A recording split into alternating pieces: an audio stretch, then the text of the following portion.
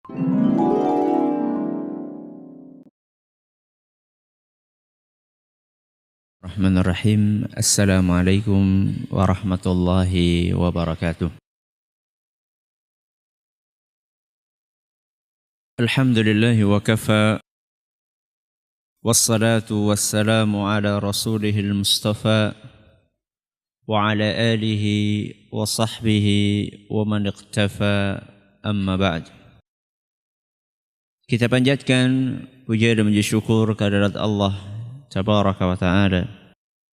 Pada kesempatan malam yang berbahagia kali ini, kita masih kembali diberi kekuatan, kesehatan, hidayah serta taufik dari Allah Jalla wa'ala, sehingga kita bisa kembali menghadiri pengajian rutin tafsir kita ini di Masjid Agung Darussalam Purbalingga.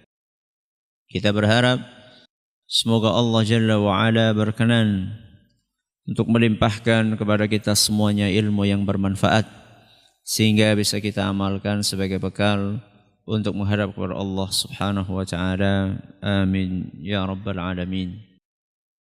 Salam dan salam semoga senantiasa tercurahkan kepada junjungan kita Nabi besar Muhammad sallallahu alaihi wasallam, kepada keluarganya, sahabatnya, serta umatnya yang setia mengikuti tuntunannya hingga akhir nanti. Jamaah sekalian kami hormati, seperti biasa, sebelum kita memasuki pelajaran tafsir kita pada kesempatan yang berbahagia kali ini, kita akan membaca surat yang mulia ini, yaitu surat At-Tin, untuk mengulangi hafalan kita dan juga mungkin memperbaiki beberapa bacaan yang belum pas. A'udzu billahi minasy syaithanir rajim. A'udzu billahi minasy syaithanir rajim. Bismillahirrahmanirrahim.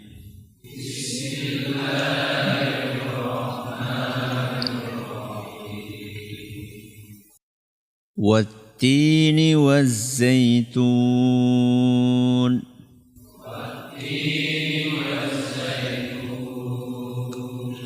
Wa turi sinin.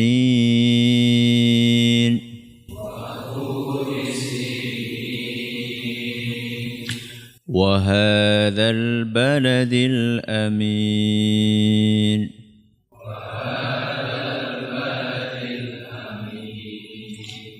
Laqad khalaqnal insana fi ahsani taqwim.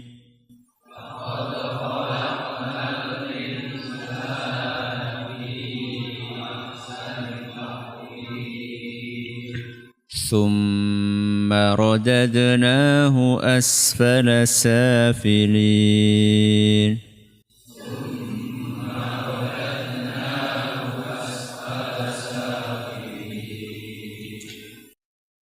Mim ketika di atasnya ada tasydidnya itu dibaca mendengung, ya. Thumma, ya. Thumma, kata para ulama, dua harokat, lama mendengungnya itu dua harokat, dua ketukan. Thumma, ya. Ini bacaan ini namanya dalam hukum tajwid gunnah. Apa namanya? Gunnah. Sama juga dengan nun di atasnya tasydid. Inna. Ya. Apa? Inna. Ya. Sama juga summa. Summa radadnahu asfala safilin.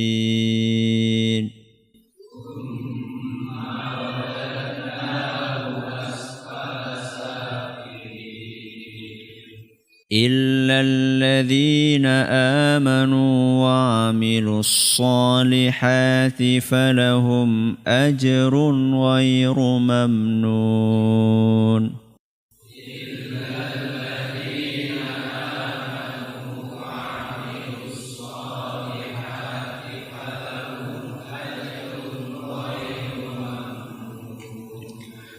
Kalau illa itu enggak mendengung. Lam di atasnya ada apa? Tasydid. Bukan illa, itu namanya mendengung. Terus bagaimana Ustaz? Illa apa? Illa, ya, bukan illa. Beda dengan tadi summa, itu mendengung. Kalau illa tidak mendengung. إلا الذين آمنوا وعملوا الصالحات فلهم أجر غير ممنون. إلا الذين آمنوا وعملوا الصالحات فلهم أجر غير ممنون. فما يكذبك بعد بالدين وما يكذبك بعد بالدين أليس الله بأحكم الحاكمين. أليس الله بأحكم الحاكمين. Kaum muslimin dan kaum muslimat yang kami hormati dan juga segenap pendengar Radio Insani 102.2 FM di Purbalingga dan sekitarnya, para pendengar Radio Roja di Jakarta, di Bandung, di Lampung, di Berau, dimanapun Anda berada, para pendengar Radio Bas FM, Solo Tigo dan sekitarnya, radio kita di Cirebon dan sekitarnya, Radio Al-Hikmah di Mayuwangi dan sekitarnya, serta para pemirsa Yufi TV yang semoga senantiasa dirahmati oleh Allah Azza wa Jalla. Ayat yang kita bahas terakhir pada pertemuan yang lalu, ayat yang keberapa? Ayat yang ke-6. Berarti sekarang kita akan memasuki ayat yang ke-7. Apa bunyinya? Fama yukadzibuka ba'du biddin, yang artinya fama yukadzibuka, apalagi yang membuat engkau mendustakan. Fama yukadzibuka ba'du biddin, apalagi yang membuat engkau mendustakan adanya pembalasan. Adanya apa? Pembalasan. Pembalasan di sini maksudnya adalah hari kiamat. Apalagi yang membuat engkau, siapa maksud engkau di sini? Menurut mayoritas ulama, sebagaimana dinukil di dalam kitab Tafsir Al-Bahr Al-Muhit karya Imam Abu Hayyan rahimahullah, yang dimaksud dengan engkau di sini adalah orang kafir. Orang kafir. Apa yang membuat kamu, wahai orang kafir, mendustakan adanya hari pembalasan? Padahal bukti-bukti sudah nyata. Apalagi yang membuat engkau itu tidak percaya bahwa pembalasan itu ada. Ad-din, fama yukadzibuka ba'du bid-din. Din di sini artinya apa? Pembalasan. Seperti kata din yang ada dalam surat Al-Fatihah. Maliki yaumiddin. Pembalasan. Dan pembalasan itu terjadi setelah kebangkitan. Kebangkitan itu maksudnya manusia dibangkitkan dari kuburan mereka. Setelah dibangkitkan dari kuburan, langsung dibalas? Tidak. Ada apa dulu? Ada hisab. Hisab itu artinya bukan menghisab. Hisab di sini artinya penghitungan amalan. Ya. Jadi dibangkitkan, dihisab, baru ada pembalasan. Jadi ayat ini sedang menyinggung orang-orang yang tidak percaya dengan adanya hari pembalasan. Siapakah mereka? Mereka adalah orang-orang musyrikin. Dan kepercayaan tentang adanya hari pembalasan itu adalah salah satu perbedaan inti. Salah satu perbedaan inti antara orang kafir dengan orang yang beriman. Kalau orang yang beriman, mereka percaya dengan adanya hari kiamat. Makanya kalau kita perhatikan, banyak ayat-ayat atau hadis-hadis Al-Quran, nas-nas dari banyak ayat Al-Quran atau hadis-hadis Nabi SAW, nas-nas dari hadis-hadis Nabi SAW, yang ketika memerintahkan sesuatu atau melarang sesuatu dikaitkan dengan kepercayaan terhadap hari kiamat.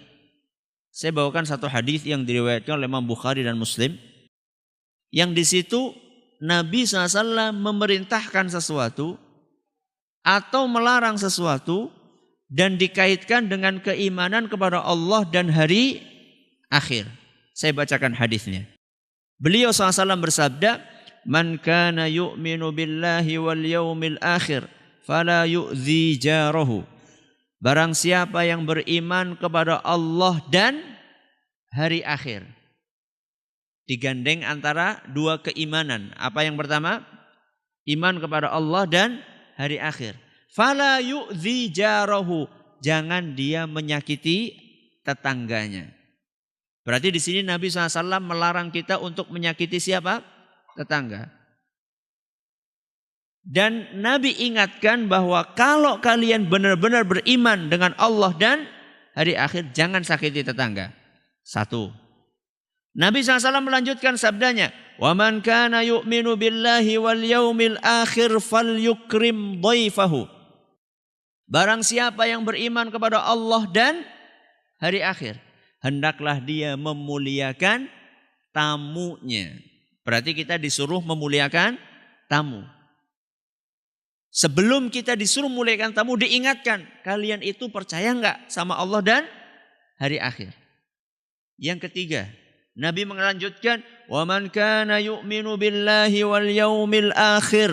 Barang siapa yang beriman kepada Allah dan hari akhir lagi, fal yaqul khairan aw liyaskut. Hendaklah dia berkata baik atau diam. Ada berapa perintah di sini? Ada 3.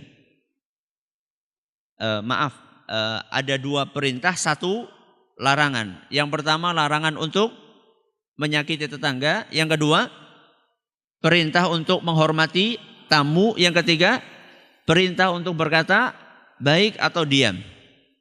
3 perintah ini semuanya diawali dengan peringatan, kalian beriman enggak kepada Allah dan hari akhir? Kenapa 3-tiganya digandingkan keimanan kepada Allah dan hari akhir? Rukun iman ada berapa? 6. Rukun iman ada 6.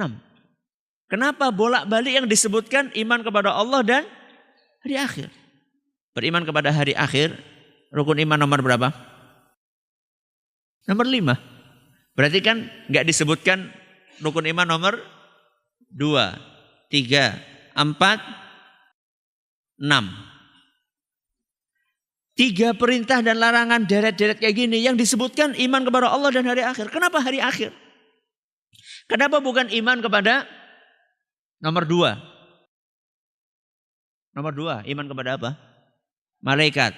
Terus kitab. Terus Rasul. Terakhir qada dan qadar. Kenapa bukan itu yang disebutkan? Kenapa yang disebutkan 3 perintah dan larangan ini selalu Allah dan hari akhir? Kenapa? Karena keimanan kepada hari akhir itulah salah satu motivasi terbesar seorang muslim berbuat baik di dunia ini. Jadi kita itu Menghormati tamu, apa sih motivasinya? Tamu ini nggak kita kenal. Belum pernah datang ke rumah kita. Nun sewu, dari penampilannya sudah tidak menjanjikan duit. Ya, kecuali kalau yang datang orang kaya, bawa mobil yang mewah, itu mungkin ada misi di balik itu semua. Yang datang seperti yang saya katakan kemarin, sepeda ontel, sendal, jepit, selen.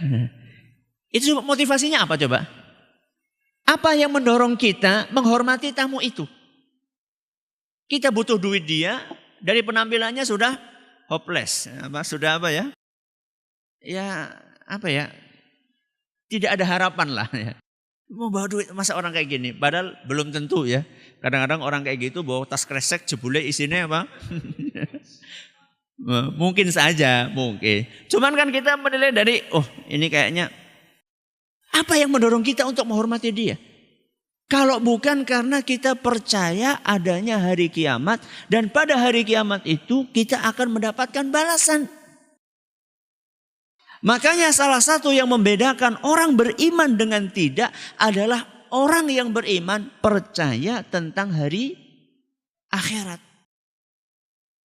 Sedangkan kaum musyrikin ya, yang diutus Nabi kita SAW untuk mendakwahi mereka, mereka nggak percaya dengan adanya hari kiamat. Mereka tidak percaya dengan adanya hari kiamat. Dan Allah Subhanahu wa ta'ala sering sekali di dalam Al-Quran menjelaskan tentang orang-orang kafir yang tidak percaya tentang hari kiamat tersebut. Di antaranya, ya, di antaranya dalam Al-Quran, ya, surat Al-An'am. Surat apa? Al-An'am ayat 29 sampai 30. Di dalam dua ayat ini Allah menceritakan orang kafir tidak percaya dengan adanya hari kiamat. Allah berfirman, waqalu, orang-orang musyrikin, orang-orang kafir berkata, in hiya illa hayatuna dunya. Kehidupan sebenarnya adalah kehidupan di dunia. Satu-satunya kehidupan adalah kehidupan di dunia. Wa ma nahnu bimab'utsin, dan kami tidak akan dibangkitkan nanti pada hari kiamat. Jadi mereka enggak percaya kalau nanti setelah hidup bakalan setelah mati bakalan hidup lagi. Mereka enggak percaya. Mereka tahunya kehidupan satu-satunya kehidupan dunia. Dan ini nun sewu. Di zaman kita ini pun kadang-kadang ada orang punya kepercayaan seperti ini. Dewek we wayang. Dewek we wayang. Dalange ya, memainkan kita. Setelah mati sudah selesai. Ya. Tidak ada lagi nanti pertanggungjawaban pada hari kiamat. Mati ya mati, rampung. Kehidupan ya cuma kehidupan dunia. Makanya mereka katakan kehidupan sejati cuma kehidupan dunia saja. Dan ini yang kadang-kadang digemboskan oleh sebagian orang. Kamu kok percaya banget sih adanya hari kiamat? Adanya surga, adanya neraka. Sehingga kamu taat ke masjid, bantu orang, nyumbang orang miskin, ada janda kamu keluarkan, amal soleh, sedekah jariyah. Kamu percaya banget sih ada surga neraka? Kalau ternyata nanti kamu mati, begitu kamu setelah mati ternyata nggak ada kiamat gimana? Kamu kan sudah pengen surga, beramal capek-capek. Ternyata begitu nanti misalnya benar dibangkitkan ternyata nggak ada surga neraka gimana? Kalau jenengan ditanya gitu gimana? Nggak apa-apa. Nggak apa-apa. Kalau ternyata nanti nggak ada surga neraka nggak apa-apa. Nggak apa-apa. Kenapa nggak apa-apa? Karena nggak ada ruginya.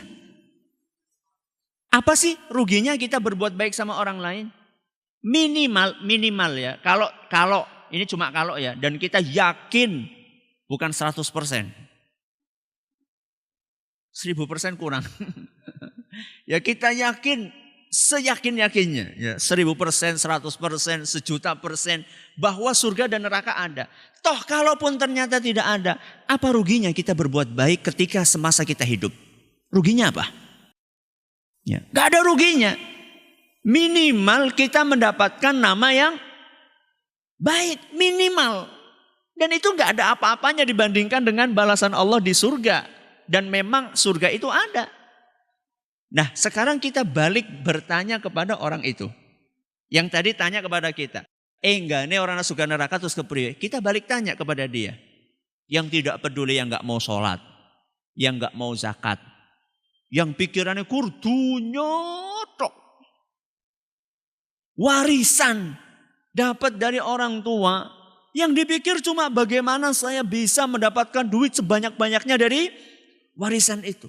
Tanpa memikirkan bagaimana orang tuanya dahulu banting, tulang, peres, keringat untuk mengumpulkan tanah itu, untuk mengumpulkan harta itu. Gak kepikiran sama sekali. Atau mungkin kepikiran tapi lah eman-eman. Gak kepikiran bagaimana sih orang tua saya ikut menikmati. Coba sekarang panjenengan. Yang tuan tanah. Yang tuan tanah. Tuan tanah karena dapat apa? Warisan. Orang tua kita yang sudah meninggal saat ini. Menikmati tanah yang sedemikian luasnya berapa tahun? Berapa tahun? Ya tergantung orang tua jenengan wafatnya berapa tahun usianya. 60 tahun. Setelah itu masih menikmati sekarang? Masih? Tidak menikmati. Apa ya orang tergugah hati kita? Apa tidak tergugah hati kita? Ya Allah, orang tua saya dahulu capek ngumpulkan tanah 100 hektar. Ada di sini yang punya 100 hektar? Ada Dean. 100 hektar warisan dari orang tua. Anak tunggal lagi 100 hektar. Apa ya ora kepikiran? Lah 10 hektar baik. 10 hektar kok baik. Ya wis, sehektar baik. Sehektar kok baik. Ya wis. Berapa? 1000 meter lah. Apa enggak kepikir 1000 meter? Ya Allah, tak wakafkan di jalan Allah untuk orang tua saya. Ya pernah kepikir seperti itu, subhanallah. Dikasih dikurangi 1 hektar untuk orang tua. Masih sisa berapa? 99 hektar. Jenengan nganti meninggal dunia, ora bakal lentong. Tapi itulah manusia. Banyak di antara kita terjangkiti penyakit lupa dengan hari akhirat. Kalau ternyata kita balik tanya sama orang tadi. Dia kan tadi ngomong sama kita. Kalau andaikan surga neraka ternyata nggak ada. Kita balik tanya sama dia. Gimana pertanyaan kita?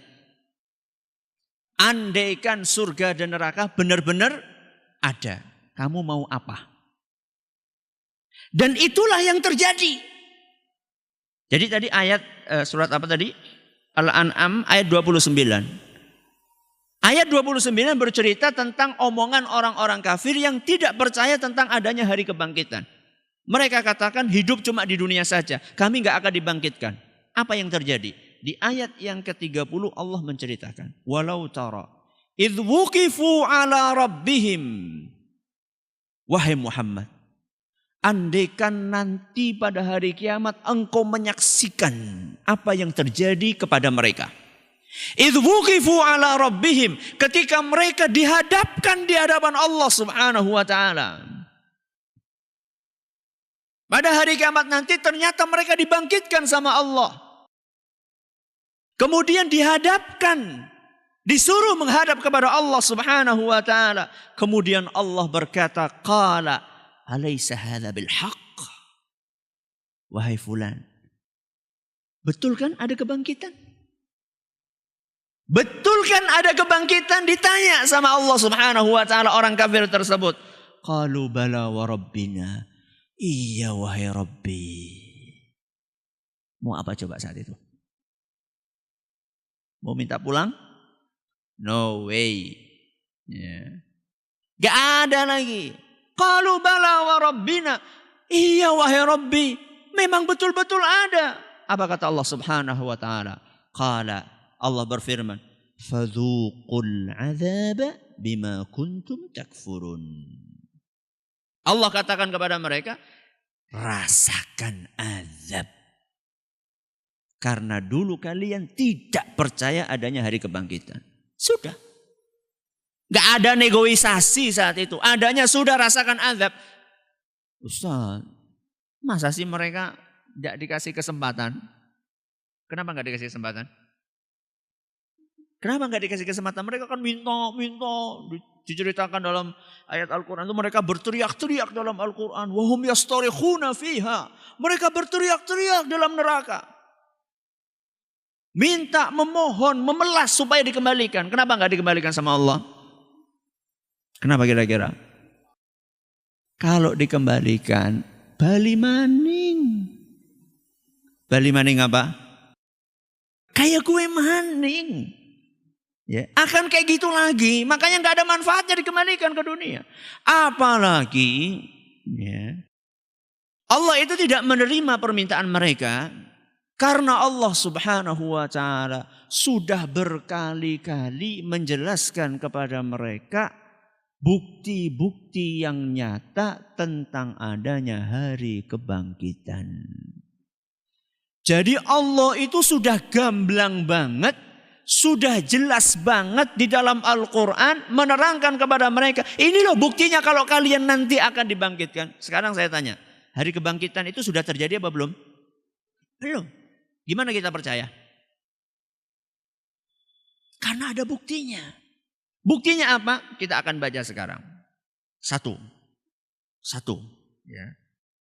Cara Allah meyakinkan orang kafir tentang adanya hari kebangkitan. Ini judulnya. Cara Allah meyakinkan orang kafir tentang adanya hari kebangkitan. Satu caranya. Allah mengajak kita untuk membandingkan. Untuk apa? Membandingkan antara hari kebangkitan dengan penciptaan kita di bumi. Allah mengajak kita untuk membandingkan antara apa? Hari kebangkitan dengan diciptakannya kita di muka bumi.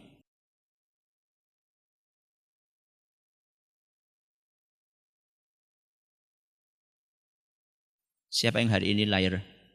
Tanggal kelahirannya hari ini siapa? Ada?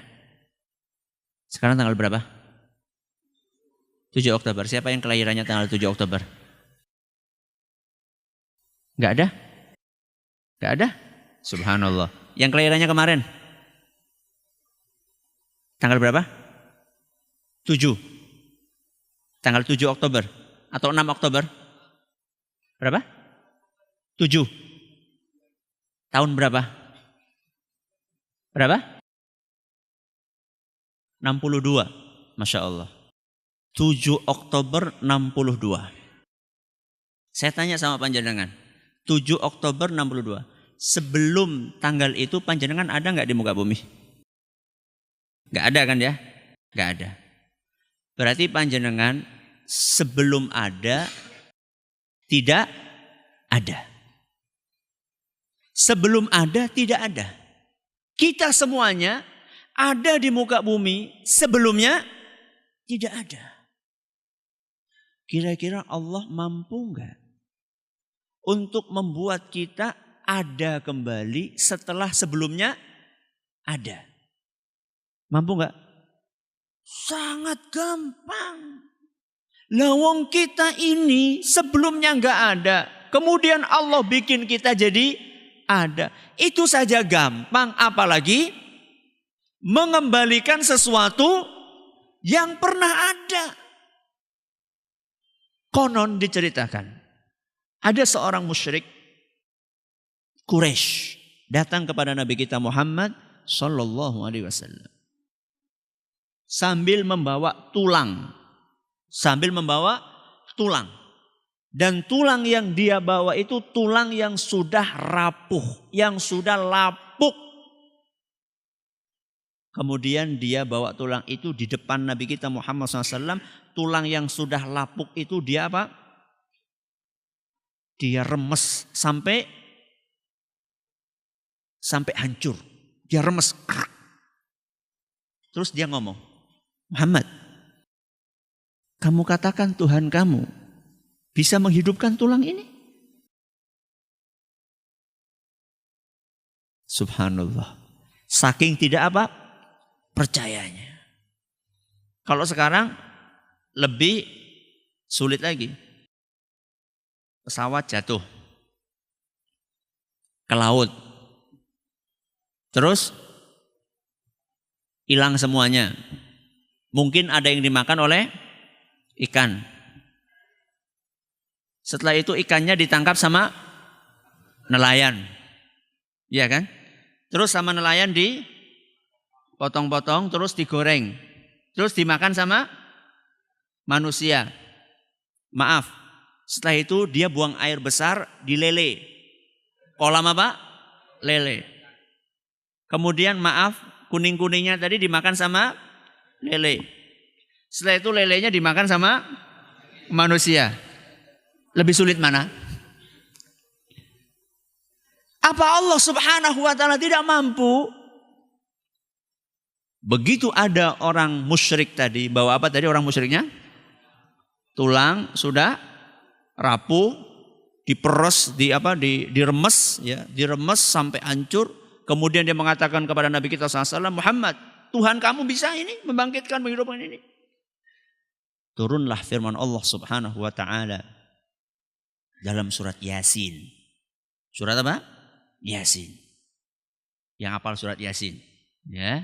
Allah Subhanahu wa ta'ala berfirman, qala man yuhyil 'idhama wa hiya ramim. Orang kafir itu berkata, man yuhyil 'idhama wa hiya ramim. Siapa yang bisa menghidupkan tulang yang sudah hancur ini? Apa jawaban Allah Subhanahu wa ta'ala? Qul yuhyiha alladhi ansha'aha awwala marrah. Katakanlah Muhammad kepada orang itu, yang akan menghidupkan tulang ini adalah yang menciptakan tulang ini sebelumnya pertama kali. Jadi yang akan menciptakan tulang ini, menghidupkan tulang ini kembali adalah yang pernah menciptakan tulang ini. Yang sebelumnya tulang itu tidak ada. Saya tanya, lebih gampang bikin motor baru apa memperbaiki motor yang sudah ada rusak? Lebih gampang mana? Ya, jangan bilang panjenengan saya bukan montir Ustaz. Ya, akan tetapi kita tanya secara logika mudah mana? Mudah yang motornya sudah ada, kemudian murah mandan kendo, lebih gampang daripada kita suruh bikin baru lagi. Allah Subhanahu wa ta'ala menciptakan sesuatu menjadi ada, padahal sebelumnya tidak ada, saja gampang, apalagi mengembalikan sesuatu yang pernah ada. Ustaz sih kepriwe caranya, ora usah takon cara. Ya kayak tadi itu yang apa tadi? Pesawat jatuh, penumpangnya dimakan. Apa sih ikan yang bisa makan? Masa sih wong mangan hiu? Maksudnya nantilah dimakan apalah, ikan apalah, salmon apa ikan apa nggak tahu lah ya, ada yang kemudian dimakan sama kita, terus kemudian buang air besar, lelenya dimakan lagi. Jangan tanya gimana sih caranya. Lah Allah Subhanahu wa ta'ala gampang banget hanya untuk menciptakan seperti itu.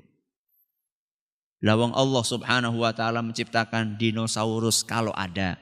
Ya, kalau ada betul-betul ada dinosaurus yang gedenya segitu aja gampang, apalagi cuma menghidupkan kita. Atau kita sama gajah besar mana? Besar gajah. Allah bikin gajah aja gampang, apalagi bikin kayak kita ini. Ya. Ini cara yang pertama. Cara yang pertama, Allah mengajak kita untuk membandingkan antara apa tadi? Hari kebangkitan dengan penciptaan kita di muka bumi ini. Cara yang kedua, Allah mengajak kita untuk melihat bagaimana Dia menghidupkan bumi. Allah mengajak kita untuk melihat bagaimana Dia menghidupkan bumi. Dan ini adalah salah satu cara Allah untuk mengingatkan tentang hari kebangkitan. Bahwa apa yang kamu lihat di muka bumi ini banyak sekali menunjukkan kekuasaan Allah untuk membangkitkan sesuatu yang telah mati. Di dalam Al-Quran, ya, surat Ar-Rum. Surat Ar-Rum ayat 19. Surat apa?